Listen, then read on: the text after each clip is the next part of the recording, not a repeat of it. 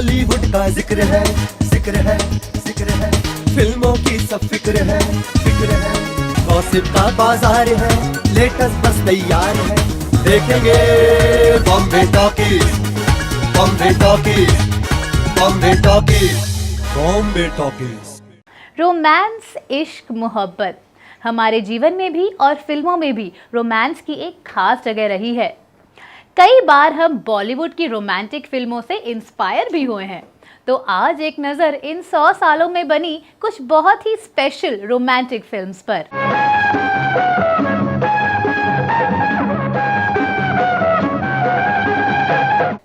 हर निर्देशक के अपने अंदाज में रोमांस को दर्शाया। राज कपूर का रोमांस एक्सटर्नल था, जिसमें भावनाओं के व्यक्त होने का एक बोल्ड अंदाज था, जिसमें एक अपना ही रोमांच है। आवारा राज कपूर ने प्रोड्यूस की और लीडिंग रोल भी निभाया। जज रघुनाथ के किरदार में थे पिता पृथ्वीराज कपूर और उनके बचपन के किरदार में छोटे भाई शशि कपूर। आवारा का प्लॉट काफी ग्रिपिंग और राज कपूर और नरगिस की केमिस्ट्री अविस्मरणीय है। जिस तरह राज और रीटा का किरदार कहानी के साथ आगे बढ़ता है और जिस तरह उनमें बदलाव आते हैं, वो सिर्फ राज कपूर जैसे एक मास्टर स्टोरी टेलर की ही सोच हो सकती है। आवारा पूरे साउथ ईस्ट एशिया में एक सेंसेशन थी। सोवियत यूनियन यानी रशिया, अफ्रीका और मिडिल ईस्ट में भी बहुत लोकप्रिय हुई। शैलेंद्र द्वारा लिखा हुआ और मुकेश द्वारा गाया हुआ गीत आवारा हूँ Russia, China, Turkey, Afghanistan, Romania जैसे देशों में लोकप्रियता की सीमा छू गया। विश्व युद्ध और गरीबी की मार झेल रहे लोगों को एक गरीब हिंदुस्तानी का उत्साह बहुत भा गया। आवारा को 1953 में कांस फिल्म फेस्टिवल में ग्रैंड प्राइज के लिए भी चुना गया था। राज कपूर की इस क्लासिक को पूरी दुनिया की 100 सबसे लोकप्रिय फिल्मों की सूची में गिना जाता है। इंडियन सिनेमा में रोमांस की बात हो तो के आसिफ की मैग्नम ओपस और तब तक की सबसे महंगी हिंदी फिल्म मुगले आजम का जिक्र होना तो लाजमी है। सलीम और अनारकली के किरदारों को पर्दे पर अमर किया दिलीप कुमार और मधुबाला ने, जिनके बीच रिश्तों की दास्तानें तब काफ़ी मशहूर थी। सलीम और अनारकली यानी दिलीप कुमार और मधुबाला के बीच फिल्माए गए सीन्स फिल्म इतिहास के सबसे रोमांटिक सीन्स में से एक है। खासकर वो सीक्वेंस जब सलीम और अनारकली बाग में होते हैं और सलीम अनारकली को एक पंख से सहला रहे होते हैं। फिल्म के म्यूजिक ने भी इस सबसे लोकप्रिय रोमांटिक फिल्म में 4 चांद लगा दिए। म्यूजिक दिया था नौशाद साहब ने और लिरिक्स थे शकील बडायूनी के। लता मंगेशकर का गाया हुआ गीत प्यार किया तो डरना क्या इतने दशकों तक आज भी प्रेमियों की जुबान पर है और आगे भी रहेगा। सच, आज भी जब ये गीत टीवी पर आता है तो नजरें थम सी जाती हैं। एक्चुअली मुगले आजम की कहानी को बनाने की सोच 1944 में शुरू हुई थी, जब के आसिफ साहब ने एक नाटक पढ़ा। इस नाटक को लिखा था उर्दू कवि इम्तियाज अली ताज ने। मुगले आजम का प्रोडक्शन डिजाइन ग्रैंड स्केल का था। प्यार किया तो डरना क्या इस गीत का पिक्चराइजेशन फिल्म के सबसे मुश्किल सीक्वेंसेस में से एक था।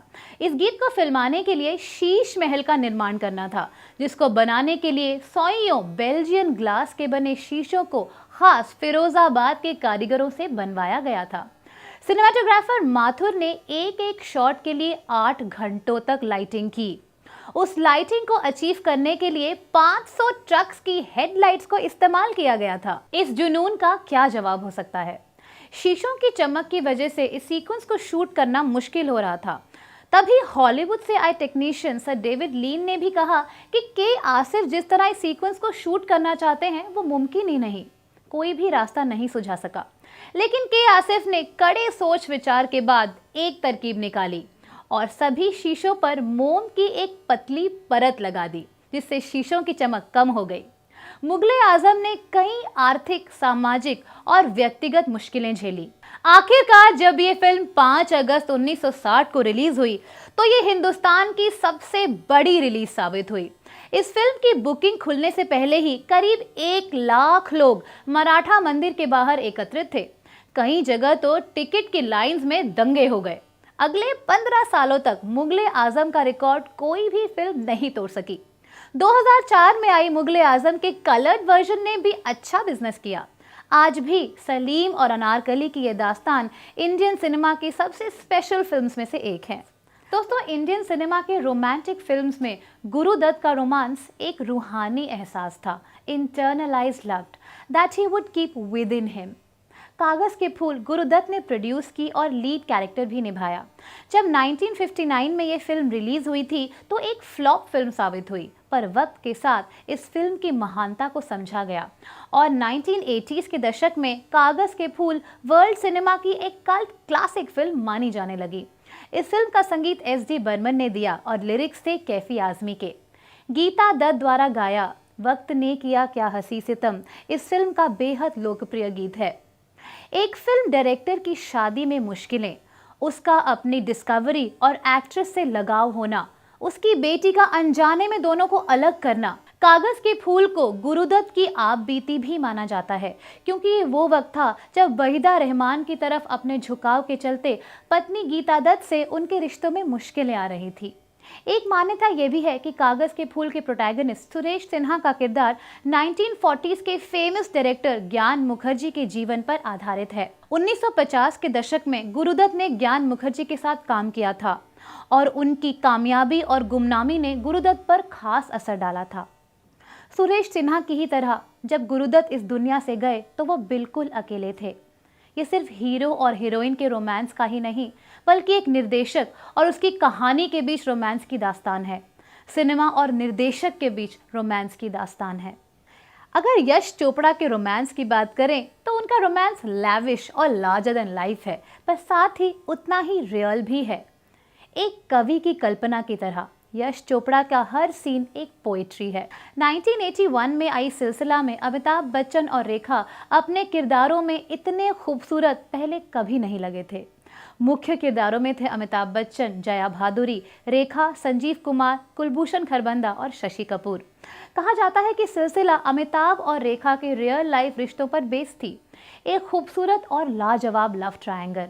यश चोपड़ा पहले परवीन बाबी और स्मिता पाटिल को इन किरदारों में कास्ट करने वाले थे, पर अमिताभ बच्चन से बातचीत के बाद जया भादुरी और रेखा को ही इन किरदारों के लिए चुना गया और फिर जो घटा वो जादू से कम नहीं था। सभी किरदारों की केमिस्ट्री आपस में परफेक्ट थी। इससे ज्यादा बेहतर केमिस्ट्री शायद ही मुमकिन हो। रिलीज के वक्त सिलसिला ने बॉक्स ऑफिस पर एवरेज बिजनेस किया, पर आने वाले सालों में लीड एक्टर्स के शानदार अभिनय से सजी ये फिल्म एक कल्ट क्लासिक बन गई। सिलसिला का सदाबहार म्यूजिक दिया था शिव हरि ने, यानी शिव कुमार शर्मा और महान बांसुरी माइस्ट्रो हरिप्रसाद चौरसिया। सिलसिला अमिताभ और रेखा की आखिरी फिल्म है जो उन्होंने साथ में की।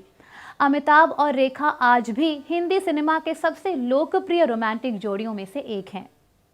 दोस्तों, दिलवाले दुल्हनिया ले जाएंगे एक ऐसी रोमांटिक फिल्म है जिसकी लोकप्रियता ने देश विदेश में सभी रिकॉर्ड्स तोड़ दिए। DDLJ को यश चोपड़ा के सुपुत्र आदित्य चोपड़ा ने डायरेक्ट किया और यूरोप के नज़ारों के बीच राज और सिमरन की प्रेम कहानी ने दिया एक और super hit romantic pair, Shahrukh Khan and Kajol.